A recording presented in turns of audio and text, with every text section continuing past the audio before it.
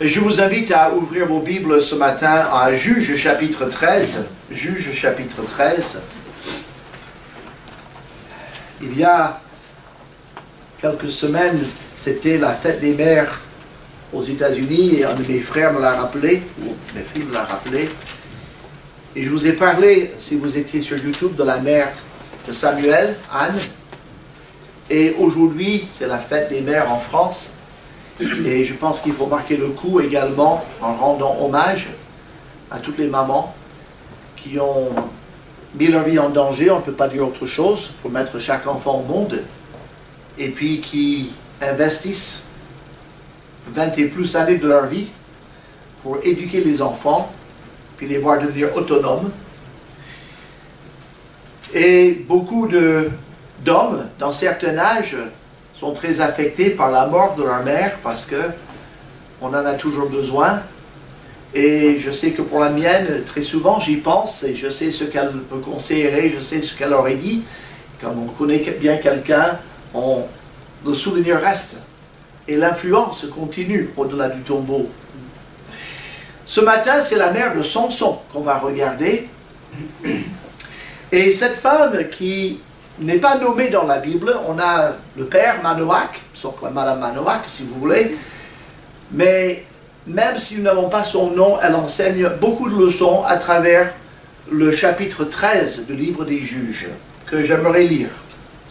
Les enfants d'Israël firent encore ce qui déplaît à l'Éternel, et l'Éternel les livra entre les mains des Philistins pendant 40 ans. Il y avait un homme de Tsoréa de la famille des Danites et qui s'appelait Manoach. Sa femme était stérile et n'enfantait pas. L'ange de l'Éternel apparut à la femme et lui dit, « Voici, tu es stérile et tu n'as point d'enfant. Tu deviendras enceinte et tu enfanteras un fils. Maintenant prends bien garde, ne bois ni vin ni liqueur forte et ne mange rien d'impur, car tu vas devenir enceinte et tu enfanteras un fils. Le rasoir ne passera point sur sa tête, parce que cet enfant sera consacré à Dieu dès le ventre de sa mère, et ce sera lui qui commencera à délivrer Israël de la main des Philistins. » La femme alla dire à son mari, « Un homme de Dieu est venu vers moi, il avait l'aspect d'un ange de Dieu, un aspect redoutable. Je ne lui ai pas demandé d'où il était, et il ne m'a pas fait connaître son nom. Mais il m'a dit, tu vas devenir enceinte, et tu enfanteras un fils. Et maintenant, ne bois ni vin ni liqueur forte et ne mange rien d'impur, parce que cet enfant sera consacré à Dieu dès le ventre de sa mère jusqu'au jour de sa mort. » Manoach fit cette prière à l'Éternel. « Ah Seigneur, que l'homme de Dieu que tu as envoyé vienne encore vers nous, et qu'il nous enseigne ce que nous devons faire pour l'enfant qui naîtra. » Dieu exauça la prière de Manoach et l'ange de Dieu vint encore vers la femme. Elle était assise dans un champ et Manoach, son mari, n'était pas avec elle. Elle courut promptement donner cette nouvelle à son mari et lui dit, « Voici l'homme qui était venu l'autre jour vers moi m'est apparu. » Manoach se leva, suivit sa femme, alla vers l'homme et lui dit, « Est-ce toi qui as parlé à cette femme ?» Il répondit, « C'est moi. » Manoach dit, « Maintenant, si ta parole s'accomplit, que faudra-t-il observer à l'égard de l'enfant et qu'y aura-t-il à faire ?»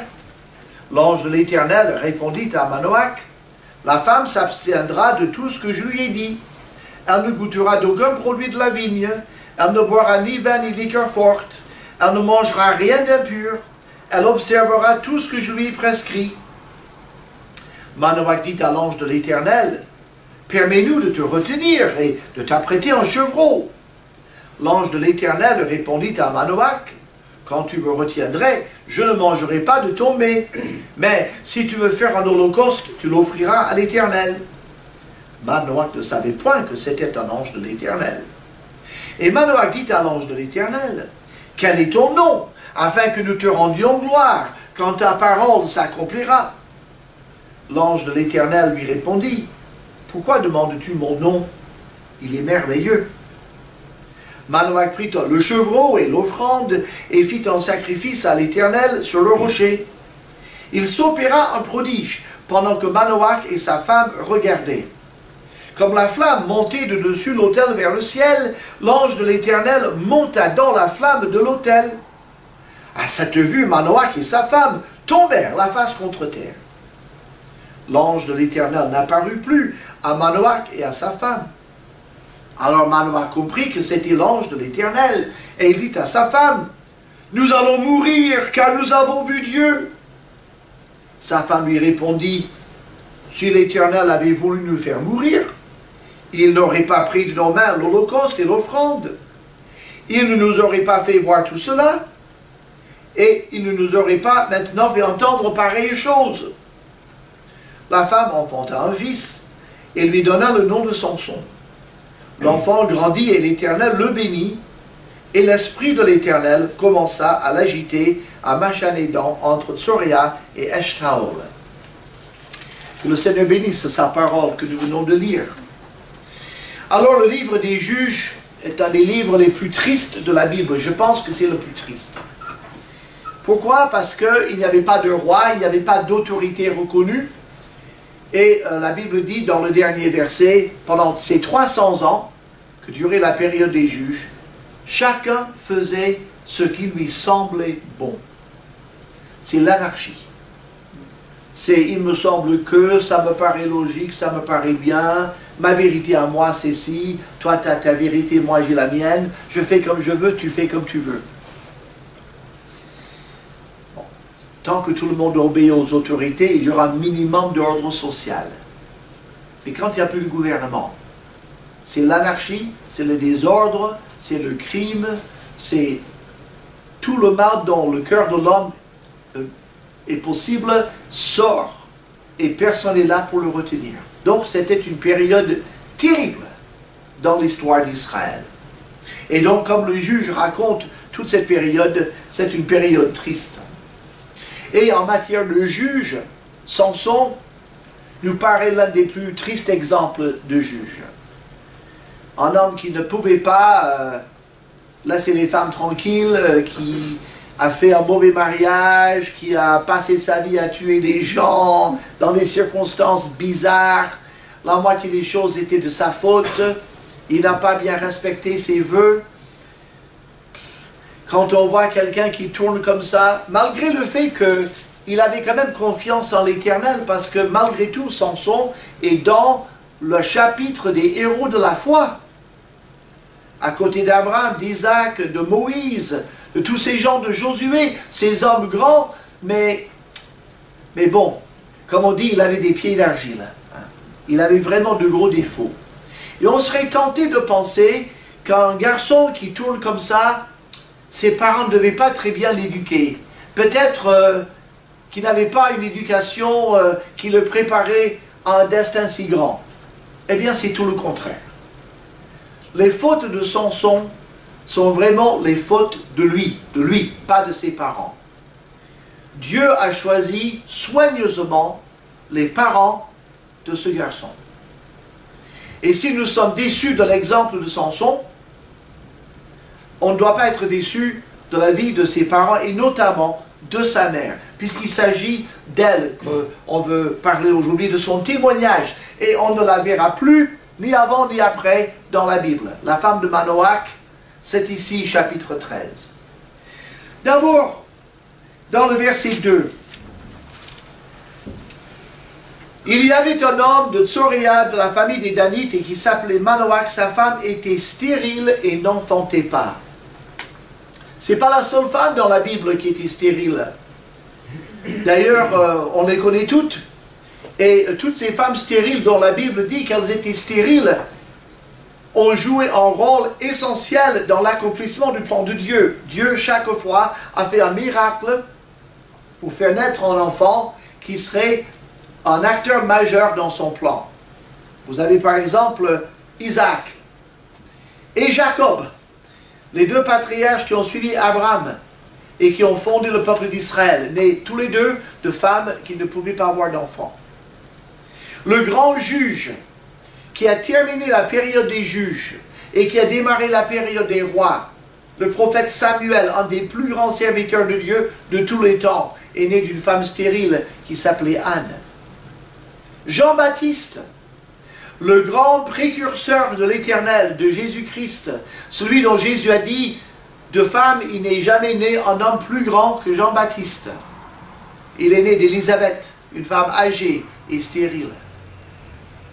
Et donc, quand on voit dans le récit biblique, telle femme était stérile et n'enfantait pas, et on voit que Dieu intervient, on dit, ah, il va naître un acteur majeur dans le plan de Dieu. Et Samson a également joué ce rôle en son temps.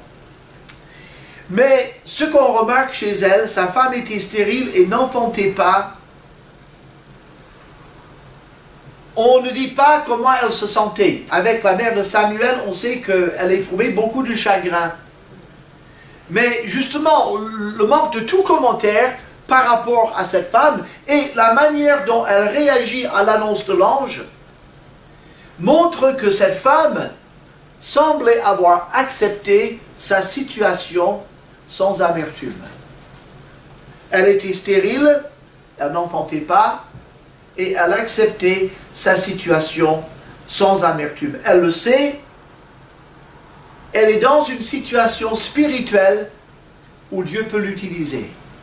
Quand l'ange vient lui annoncer des affaires, elle va tout simplement et spontanément trouver son mari pour tout lui expliquer. On voit qu'elle est très posée. Elle est là, elle vit sa vie. On voit qu'elle est assise dans un champ la deuxième fois. Elle fait son travail d'agricultrice. Et elle pourrait être extrêmement amère, mais non. Elle est en paix. Et le Seigneur peut lui confier cette responsabilité. Alors la question se pose à nous, et pas uniquement aux femmes, mais à chacun d'entre nous. Est-ce que nous sommes disponibles pour servir Dieu, même s'il ne nous donne pas ce que nous aurions voulu? Et peut-être ce pourquoi nous avons prié. Quand Dieu dit oui, tout le monde est d'accord, on est content. Nous sommes contents, les autres sont contents, on dit Dieu est bon, Dieu a répondu, loué soit l'Éternel. Mais quand il dit non, comment réagissons-nous? Ah, c'est pas possible, il y en a marre, après tout ce qu'il a fait pour Dieu, bon, il n'existe pas. Alors dans le pire des cas, pour les gens du monde, de toute façon, Dieu n'existe pas.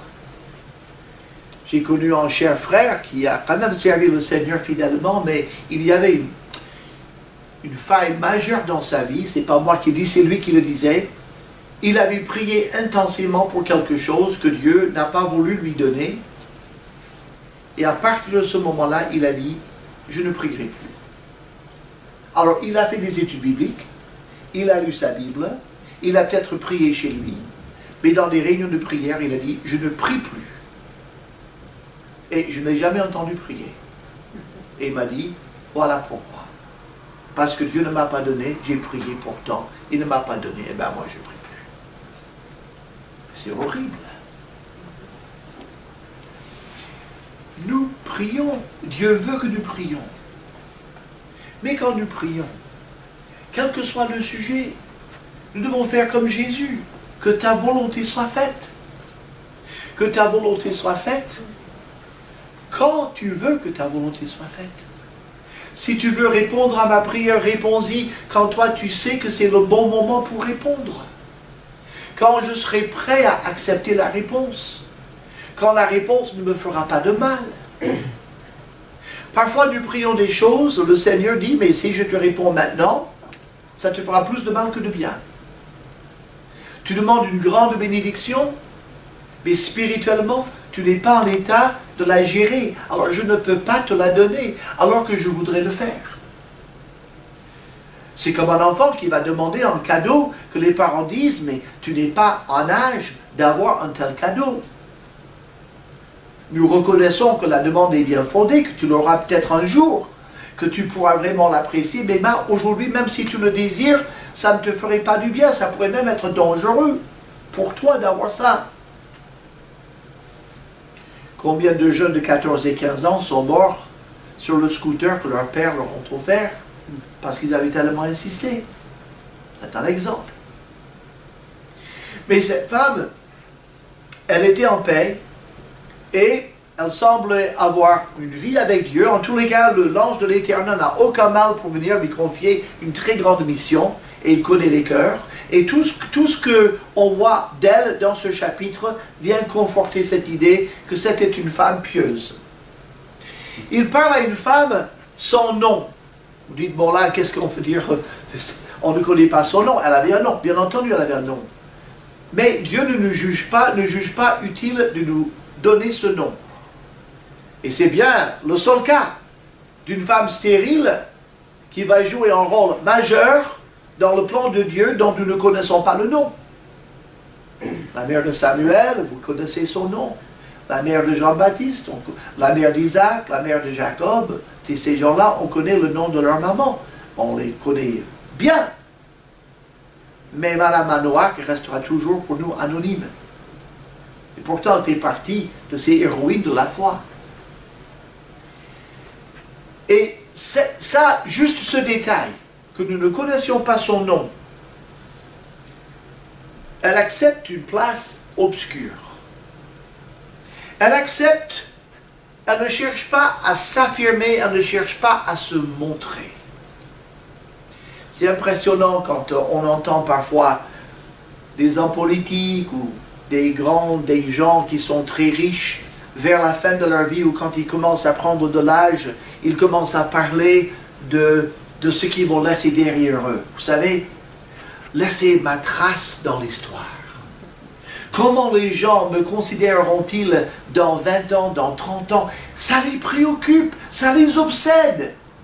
Alors qu'ils ne seront même pas là pour le voir, mais ils veulent laisser un héritage. Un homme riche qui veut laisser quelque chose, peut-être un bâtiment qui porte son nom, ou qu'on nomme une rue d'après lui, ou bien qu'on inaugure un lycée ou une école primaire en son nom. Hein? C'est intéressant de voir tous les noms des gens célèbres de France. On a donné les noms à des rues, à des places, et alors c'est toute une question quand on fait un nouveau lotissement de choisir les noms. Peut-être les gens proposent des noms de gens célèbres et puis voilà. Mais cette femme, on ne connaît pas son nom. Elle ne cherche pas à s'affirmer, elle ne cherche pas à se montrer et elle représente les milliers de chrétiens qui travaillent dans l'ombre. Des gens dont on n'entendra jamais le nom.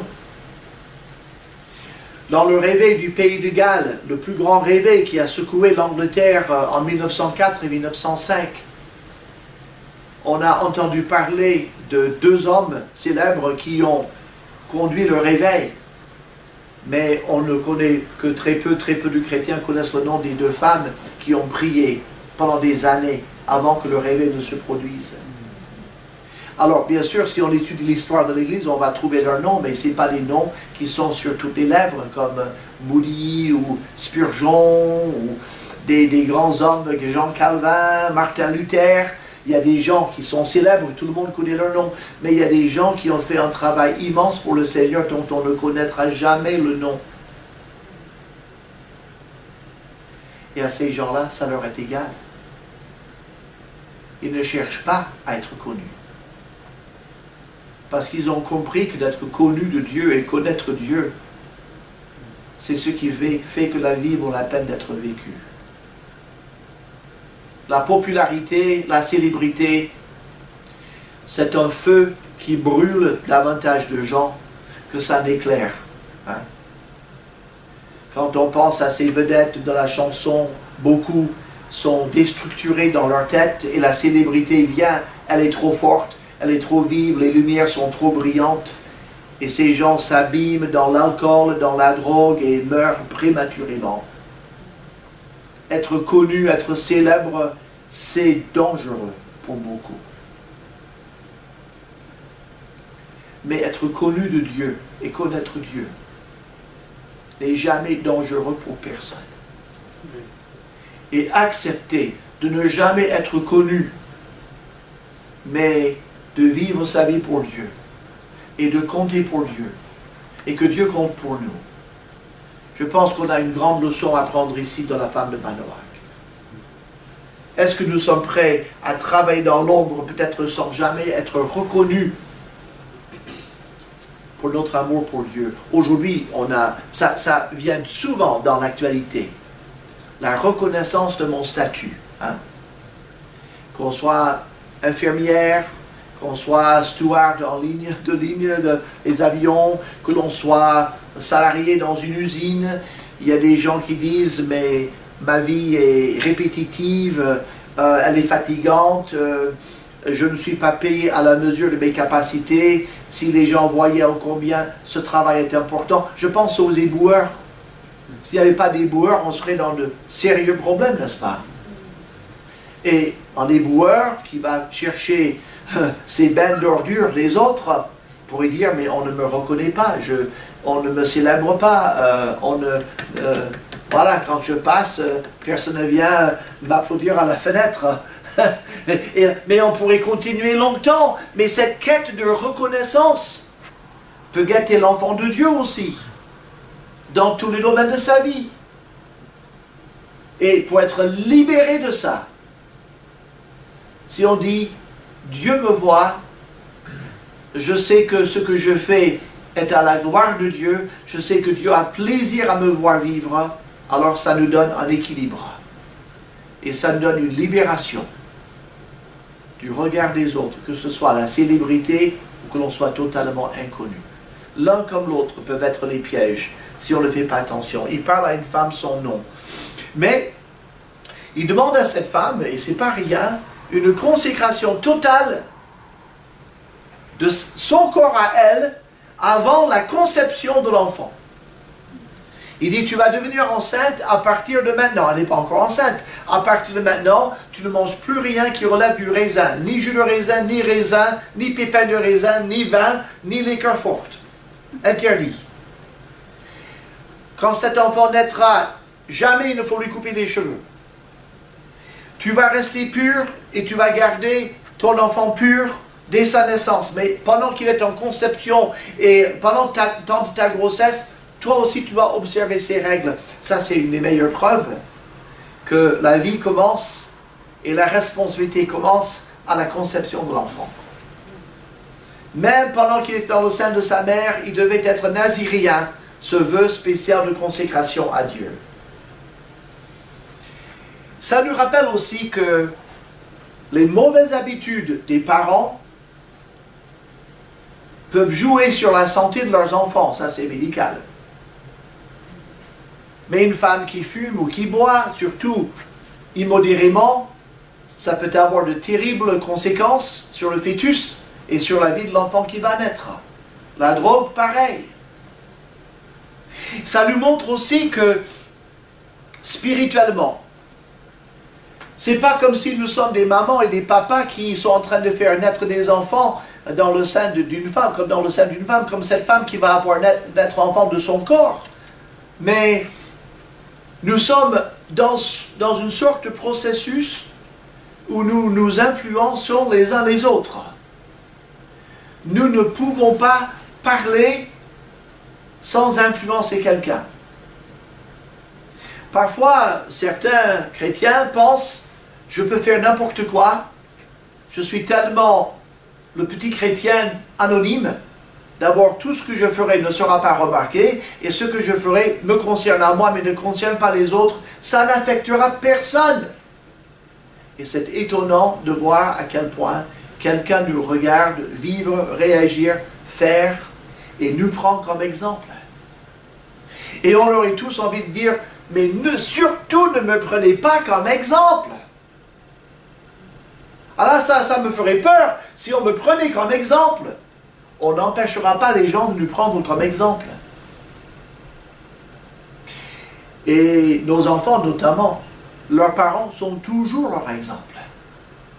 Et cette fameuse phrase « fais ce que je dis et ne fais pas ce que je fais », on sait que ça ne marche pas. Les enfants qui nous regardent, ils font ce que nous faisons. S'ils nous entendent dire une chose et ils nous voient faire autre chose, ils vont faire ce qu'on a fait, ils ne vont jamais faire ce qu'on a dit. Jamais. Les enfants, les êtres humains, on n'est pas descendu du singe. Mais on est comme le singe qui imite tout ce qu'il voit. Ça, on a en commun avec eux. On va singer les autres, on va imiter les autres. Il y a des gens que nous admirons et qui ont une profonde influence sur notre vie. Mais on est tous un peu mal à l'aise de penser peut-être que quelqu'un me prend un exemple, que j'ai une profonde influence sur sa vie. Et le Seigneur dit à cette femme, tu es la mère de cet enfant qui sera consacré toute sa vie à moi. Alors, même pendant que tu l'attends, sois un exemple, sois pur. Toi, tu dois te consacrer à moi parce que l'enfant que tu portes dans ton sein doit être consacré à moi dès sa conception. Qu'est-ce que c'est que cette consécration à Dieu? Alors, c'est un symbolisme que Dieu donne ici, le symbolisme du vœu du Naziréat, symbolisé, je renonce à la joie du monde. Le vin est dans la Bible, et dans la vie de tous les jours, symbole de la joie, symbole d'un moment de fête. Et je ne dis pas que c'est illégitime, mais très souvent,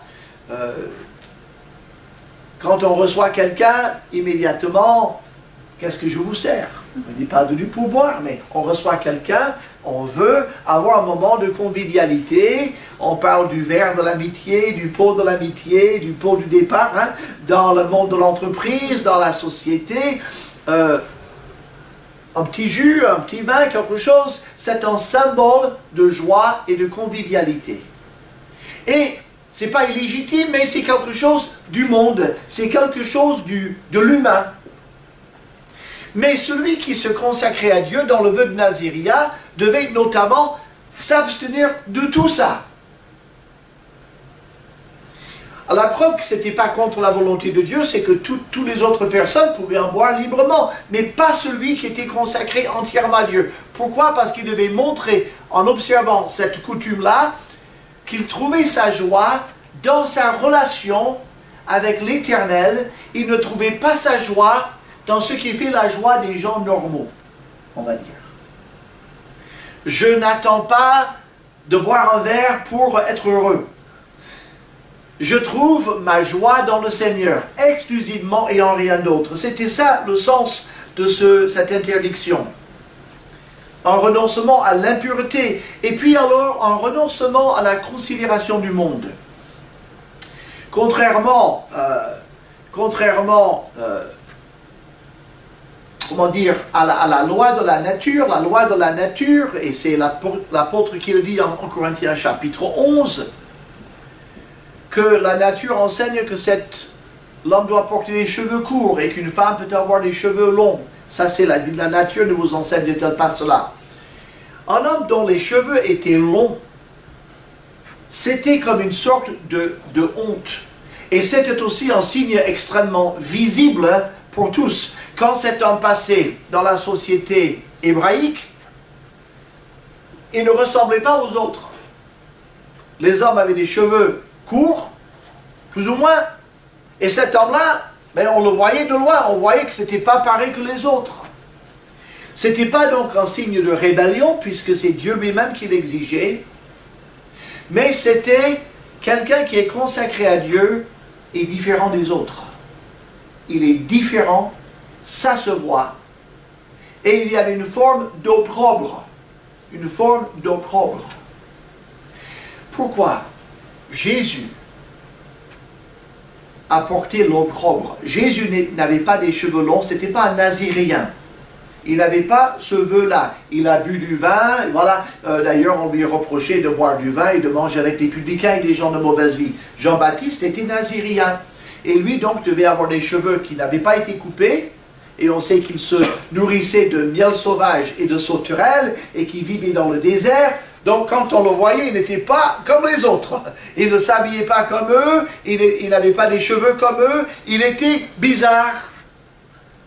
Et en même temps, les gens reconnaissaient que c'est comme un homme qui venait d'une autre planète. Il était, alors quand il parlait, repentez-vous, le royaume des cieux est proche, les gens étaient frappés, il était différent, son message était différent, il était entièrement consacré à Dieu. Et ça faisait un effet. Il y avait un certain opprobre. Et donc le vœu du Naziria, c'était « Je trouve ma joie dans le Seigneur, je suis différent des autres, je leur parais peut-être bizarre,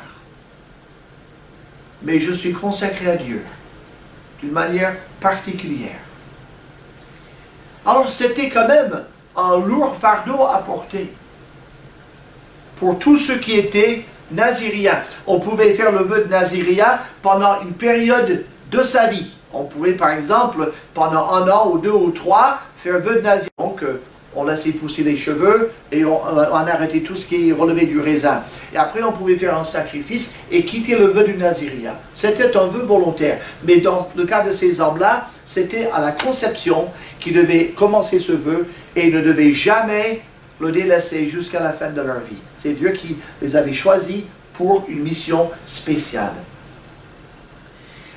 Et donc, cette femme doit se sanctifier parce qu'elle va porter cet enfant qui doit être consacré à Dieu. Et ça, c'est une leçon également pour nous, qu'on soit père ou mère, ou homme ou femme. Ma consécration à Dieu, c'est mon devoir déjà personnel envers le Seigneur. Le fait que je suis enfant de Dieu exige de moi une certaine consécration. Ça, c'est entre moi et Dieu. Mais ça, où ça devient un peu plus lourd peut-être, ma consécration à Dieu aura un effet sur les gens qui me côtoient et qui me regardent. Soit je vais être une influence qui les encouragera à s'approcher de Dieu, soit mon exemple leur communiquera « Oh, un chrétien, pas besoin d'être très très sérieux, c'est quand même pas très solennel. On peut communiquer un christianisme light. Il ne faut pas non plus être trop fanatique. » La femme de Manoach a pris très au sérieux tout ce que l'ange lui a dit. Et elle s'est consacrée à l'Éternel. Elle a pris au sérieux la mission que Dieu lui a confiée. Et ça a affecté son corps, ça a affecté ses habitudes. Elle a accepté loyalement parce qu'elle voulait plaire à Dieu et parce qu'elle voulait être la meilleure maman possible pour son enfant. C'est intéressant aussi que cette femme connaît l'Éternel. Elle le connaît bien mieux que Manoach. D'ailleurs, quand Manoach vient, chaque fois qu'il pose une question, c'est un peu à côté de la plaque. Hein. Quand l'ange vient lui dire, voilà, dans les versets 3 et 4 et 5, l'ange lui dit tout ce qu'il faut qu'elle fasse. Elle va tout à fait respectueusement et loyalement, elle va dire à son mari, verset 6, et verset 7, et elle répète mot à mot ce que l'ange lui a dit. Alors Manoach, le chef de famille, bien entendu, et tous les hommes peuvent se reconnaître, bon, c'est ma femme qui dit ça, mais il faut que ce soit plus officiel, il faut que moi je sois là-dedans aussi. Et donc là, il va faire une prière sincère, attention, il veut jouer son rôle de chef de famille. Et donc verset 8, il dit, Seigneur, qu'il revienne pour nous dire ce qu'on doit faire par rapport à l'enfant. Mais l'Éternel venait de lui dire à la femme, mais pas à lui. Moi, je veux l'entendre, moi, homme. Hein? On comprend. C'est un peu notre côté un peu macho, hein, on va dire. Alors, bon, Dieu exauce la prière, c'est pas mauvais. Et l'ange de Dieu revient. Et donc, mais il ne vient pas vers l'homme, il vient toujours vers la femme. C'est intéressant. Alors, peut-être le monsieur était un peu chagriné quand même. Elle est dans le champ, elle est toute seule, il est ailleurs. Et l'ange vient la voir, ouais, elle va loyalement dire à son mari, il faut venir. Donc Dieu fait déplacer l'homme vers la femme, où il est, dans le champ. Et donc, on voit Manoach commence son interrogatoire. Est-ce que c'est toi qui as parlé de cette femme? À cette femme, c'est sa femme quand même. À cette femme? Oui, c'est moi. Et donc, si ta parole s'accomplit, déjà ça commence moins bien. On ne va pas m'avoir comme ça, je ne suis pas crédule comme les femmes. Si ta parole s'accomplit, c'est pas évident. Alors, qu'est-ce qu'il faut faire pour cet enfant? L'ange de Dieu, dans sa patience, répète tout ce qu'il a dit à la femme. Il n'y a aucun... Elle s'obtiendra de tout ce que je lui ai dit. Il va un peu rapidement. Et, bon, écoute, j'ai déjà expliqué, c'est pas la peine de recommencer. Et puis, bon, bien sûr, il veut faire honneur quand même à ce messager, mais on va boire un verre, c'est l'équivalent. On va te préparer un chevreau, on va faire un petit repas, on va avoir un peu de viande, tu vas t'asseoir avec nous, on va manger ensemble. Enfin, je veux dire, quand même, tu lui viens nous rendre visite. Et l'hospitalité en Moyen-Orient à cette époque-là, c'était un privilège. Quand quelqu'un passait près de chez vous, ça voulait dire je mange. Je veux dire, sans qu'ils le disent, il ne fallait pas qu'il soit obligé de le dire. Vous deviez le comprendre, il passe chez moi, le repas est peut-être dans 2 heures, tu restes manger. Et d'ailleurs, aujourd'hui, on le fait aussi. Si on a un cher ami qui passe vers 11h30, midi moins le quart, ben, tu vas manger avec nous. On ne va pas lui dire, bon, à quoi, tu veux manger avec nous, je suppose. Hein? Ah, dis-le, hein, tu es venu pour ça. Bon, ça, c'est très impoli. Tu vas manger avec nous, bien entendu. Ça nous ferait plaisir de t'avoir. Oh, mais si vous insistez, on n'a pas insisté, mais c'est pas grave. Et bien sûr, et tout. Mais ça, c'est l'hospitalité. Et c'est bien, c'est important. Et on voit qu'il exerce l'hospitalité. On va faire un petit repas. Et bien sûr, l'ange de l'Éternel dit, mais de toute façon, je n'en mangerai rien de votre repas. Si tu veux faire une offrande à l'Éternel, bon, alors Manoach, ok, bon, ben, ça n'a pas marché, mais on va faire un sacrifice quand même, puisque c'est ce qu'il veut.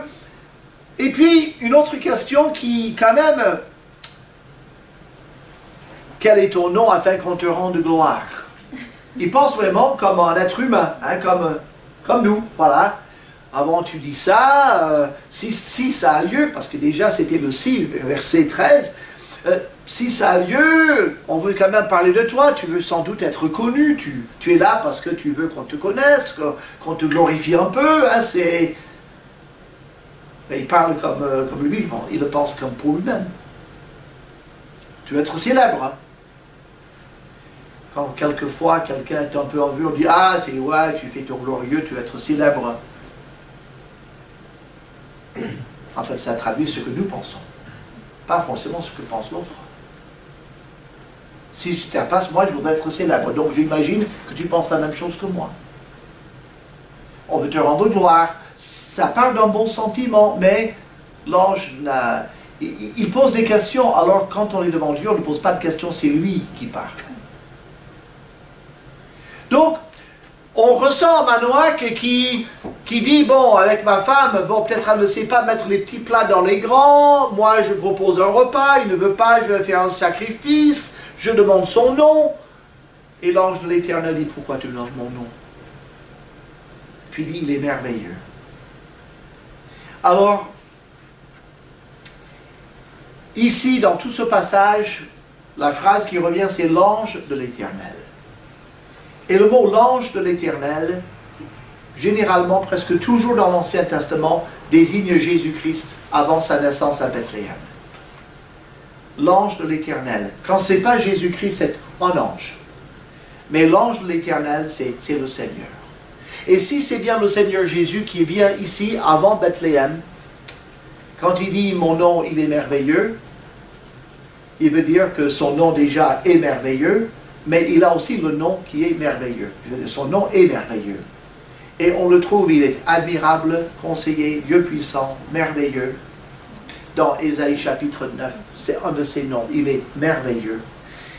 Alors, on fait le sacrifice, et l'ange de l'Éternel monte dans la fumée du sacrifice, puis il ne revient pas. Puis Manoach est là, puis il regarde. Je pense que sa femme était là, elle était beaucoup moins stressée que son mari. Et puis, l'ange ne revient pas, c'était pas un petit coup de magie, il est parti vers le ciel. Et pour la première fois, Manoach, il comprend, ah, mais c'est Dieu!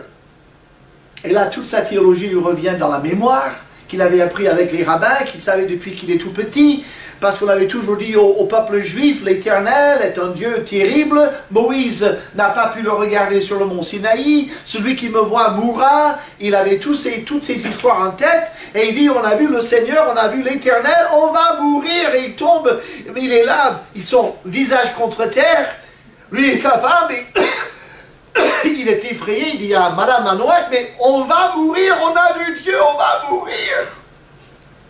Et j'aime tellement cette femme, cette Madame Manoac. Je pense que c'était pas une nerveuse, celle-là. Parce qu'elle a, alors par contre, elle a un raisonnement vraiment logique et elle va aider son mari. Et parfois dans nos couples, vous qui êtes mariés, vous savez comment c'est, hein? Souvent c'est la femme qui est comme ça, le mari dit, mais non, mais calme-toi, ah, vous les femmes, vous êtes toutes pareilles, on s'inquiète pour un petit rien. Et parfois le mari il est stressé, hein, ouh là là là là, et puis je ne sais pas ce qu'on va faire, et puis là on se gratte la tête, on fait les 100 pas dans la chambre, et la femme dit, c'est à son tour, elle dit, bon écoute mon petit, c'est bon, calme-toi, c'est pas la fin du monde, tu sais que machin, ah oui c'est vrai, c'est vrai. Vous voyez que je le fais bien, non? Parce que je l'ai déjà vécu plusieurs fois. Mais on a vraiment un de ces moments dans ce couple que Dieu nous lève le voile un peu sur comment ça se passe. Et elle dit, Monsieur l'Éternel avait voulu faire mourir. Elle donne trois raisons. D'abord, il n'aurait pas accepté notre holocauste. Tu as fait une offrande à l'Éternel. Il a agréé en montant dans la fumée de l'holocauste. Donc, il a pris comme un acte d'adoration qui a été en parfum d'une agréable odeur à ses narines. Donc, il a agréé ton adoration. S'il a agréé ton adoration, c'est pas pour te faire mourir parce que tu as vu l'Éternel. Et puis, de toute façon, il nous aurait pas fait voir tout cela. Il ne nous aurait pas permis de voir son départ si c'était pour nous juger. Et puis, je te rappelle en détail, Manoac, on va devenir parents. Il faut au moins qu'on vive jusqu'à ce que je mette cet enfant au monde. Mais il faut encore l'éduquer, donc on a quelques années devant nous. Et Manoac et sa femme vont éduquer leur enfant. On sait qu'ils sont là quand ils se marient, malheureux mariage, mais ils sont là pour le conseiller. Ils sont là, le cœur brisé par des bêtises qu'il fait, mais malgré tout, ils voient l'œuvre de Dieu dans la vie de leur fils. Et nous, on est obligé de dire c'est un homme de Dieu parce que Dieu a dit que c'est un homme de Dieu. En Hébreux chapitre 11, un des héros de la foi, c'est Samson, un des juges. Dans un moment triste de l'histoire d'Israël, et avec toutes les faiblesses qu'il avait, il a eu de bons parents, une maman pieuse, qui nous enseigne beaucoup de leçons. Elle connaît l'Éternel. Manoac, chaque fois qu'il posait une question, c'est un peu à côté. Mais elle connaît l'Éternel parce qu'elle a pris le temps d'écouter. Elle a écouté ce qu'a dit l'ange, elle a scrupuleusement rapporté à son mari ce qu'a dit l'ange. Dieu a parlé, j'ai pas de commentaire à faire, j'ai à obéir. Manoac était dans « je veux savoir », je veux raisonner, je veux avoir des conclusions, donnez-moi des détails, je veux savoir comment ça se passe. Il a posé trop de questions. Quand Dieu nous montre quelque chose de clair, ce n'est pas la peine de raisonner, de poser des questions et de faire répéter 3 fois. Faisons ce que Dieu dit. Et ça, c'est son optique à elle. Elle croit Dieu. Quels sont les parallèles à tirer de tout ça, de son exemple à cette femme? Acceptez la situation dans laquelle vous êtes. Si seulement, combien de fois on a dit cette phrase-là, cette expression, si seulement telle chose était différente dans ma vie, si seulement j'avais un plus gros salaire, si seulement je faisais un métier qui me plaît, si seulement nous avions des enfants, si seulement j'étais marié, si seulement j'étais plus marié, ça arrive pour certains, si seulement ceci, cela, si seulement ce n'était pas arrivé, si seulement, voilà. Oui, mais la situation dans laquelle nous sommes, Dieu l'a permise. Et en disant si seulement tout le temps, nous sommes en train de dire indirectement, je crois que Dieu a fait des erreurs. Si c'est lui qui m'a mis dans cette situation, c'est une erreur. Ou alors, je ne suis pas d'accord et je ne comprends pas pourquoi. Et tant que je ne comprends pas pourquoi, je n'accepterai pas. On a tout à l'envers. C'est tant que je ne l'accepterai pas, je ne comprendrai pas pourquoi.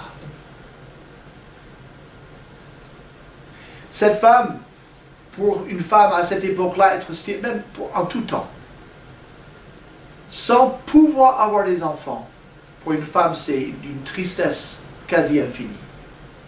Il y a des femmes qui, mais leur santé est altérée, elles tombent en profonde dépression. Parfois, elles mettent fin à leur jour parce qu'elles ne peuvent pas avoir d'enfants. Et chez certaines, le désir est tellement fort. Et on ne peut qu'avoir compassion. Mais cette femme, en tous les cas, elle avait accepté la situation dans laquelle elle était. Pour elle, c'était le plan parfait de Dieu. Et le bonheur consiste à accepter pleinement la situation dans laquelle nous sommes. Pourquoi? Parce que la situation est bonne? Non. C'est parce que c'est Dieu qui nous a mis dans cette situation. C'est Dieu qui l'a permise. Si Dieu l'a permis, c'est qu'il a un plan pour notre vie et cette situation fait partie de son plan. Et en acceptant ce que Dieu nous donne, nous acceptons Dieu. Nous acceptons sa main sur notre vie. Et c'est ça qui nous donne la paix et le bonheur. Quand on ne l'accepte pas, on est en bis-bis vis-à-vis de Dieu. Dieu n'est pas en train de faire ce qu'il devrait faire. Comment dès lors avoir la paix du cœur? Impossible. Faites ce que Dieu met devant vous, sans vous soucier d'être reconnu. C'est ce qu'elle a fait. Dieu me demande de faire un travail. Il n'a pas jugé digne de mettre mon nom dans le récit biblique. C'est pas grave. Je ferai ce que Dieu me met devant moi. Je vais avoir un enfant et je vais l'éduquer pour la gloire de Dieu. Allons-y. Dieu me reconnaîtra. Dieu me récompensera. Rien d'autre n'est vraiment important. Soyez et restez purs. Manoach, sa femme de Manoach, devait être une femme déjà pieuse au départ. Mais là, elle va arriver à un nouveau degré de pureté. Dans son corps, dans tout. Parce qu'elle est chargée d'une mission. Et elle va jouer le jeu. Elle va répondre aux exigences de l'Éternel. Ce n'est pas à tous les chrétiens que Dieu peut dire, toi, je veux que tu renonces à plein de choses pour me servir. Mais il y en a, d'accord, ok, je vais renoncer à ça pour te servir, pour mettre en œuvre ce que tu veux que je fasse. Elle était pure et elle est restée pure. Et puis, connaissez Dieu, montre cette femme. Apprenez comment il travaille. Elle a compris comment Dieu travaille plus vite que son mari ne l'a compris. Parce qu'elle n'a pas posé des questions, elle a juste écouté et obéi. C'est la meilleure manière de comprendre comment Dieu travaille. Et croyez que ce qu'il promet, il vous le donnera. Il n'y avait pas de doute dans le cœur de cette femme, dès la première apparition de l'ange, qu'elle aurait un bébé dans quelques mois, dans 9 mois. Elle le savait dès le départ. Manoach, il a mis jusqu'à la fin du chapitre pour le comprendre et le croire. Mais elle était en paix pendant tout le récit parce qu'elle a cru dès la première annonce. Finalement, ces choses sont très très simples. Dieu est souverain. Il a un plan pour notre vie. Il nous aime. Ce qui nous permet d'arriver vient par sa souveraineté et dans son amour, il nous dispense les circonstances qu'il veut que nous ayons. Quand nous acceptons cela, avec confiance, avec reconnaissance, nous libérons Dieu de continuer à dérouler son programme dans notre vie. Autrement, il doit attendre que ça change en nous. Que Dieu bénisse les mamans ici avec leurs responsabilités et plus largement que Dieu parle à nos cœurs parce que ce que nous enseigne cette femme vaut pour tous les enfants de Dieu. Notre Dieu et Père, merci pour ces instants. Merci pour cette leçon d'une femme anonyme. Aide-nous à être simples comme elle, à avoir le bon sens qu'elle a démontré, à accepter ce que tu nous demandes, même des contraintes, parce qu'elles sont saines et bonnes, et aide-nous à être un exemple. Nous sommes un exemple pour quelqu'un. Permets-nous de comprendre l'importance de cela. Et merci pour ces instants ensemble. En Jésus-Christ. Amen.